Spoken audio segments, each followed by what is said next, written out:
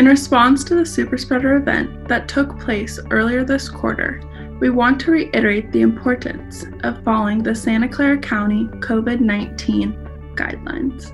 As of March 2nd, the total number of COVID-19 cases is 110,000, with 238 new cases per week on a 7-day rolling basis. The current graph is showing a tremendous downward trend of the total number of cases in the country. There's been a major drop specifically from January to March.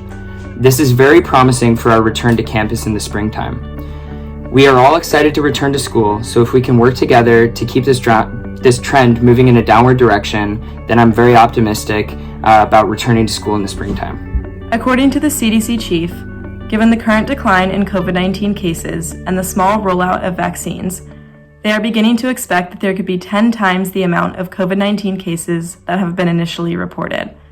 This means that our country has a higher number of immunity than recorded. With that being said, this does not mean that we can start to socialize and gather with large crowds. Our goal is to get our number of cases to the lowest possible point to end this pandemic. We have fortunately moved to the red tier here in Santa Clara County. But just because cases are decreasing does not mean we are in the final stretch, as total cases are still higher than they were a year ago today. On February 12th, just a couple weeks ago, the Santa Clara County reissued mandatory guidelines for in-person gatherings, requiring two things. The first of which required everyone to follow both state and county guidelines, and the second of which was a removal of the stay-at-home order, but still requires every in-person gathering to include no more than 3 families or households. We have to be respectful of our community. While the virus may not affect many of us individually, us continuing to spread it has a huge effect on people around us who are at risk.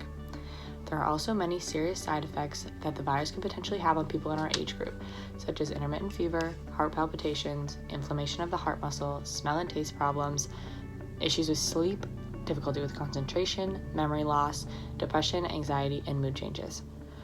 These are just some of the immediate effects that research has shown, and we still do not know the long-term effects that this virus could potentially have on us and our bodies. So protect yourself and those around you. These long-lasting symptoms is just one example of how little we know about this very serious virus. This pandemic has definitely had a huge effect on mental health on many, especially college students. There are much higher rates of anxiety, stress, feeling lonely, and depressed. We want to end this pandemic as soon as we can, so we can all rejoice on our beautiful campus and be with all of our friends again. While some of us are fortunate enough to be near campus and see a few of our friends, it is important to keep the bubble small and to continue to follow county guidelines. We are all hoping to return to campus in the spring quarter to some degree. According to the email from the school, we will hopefully be able to move back to campus on or after March 24th. That's just a few weeks away. In order to do that, those of us around campus need to continue to help decline the number of new cases.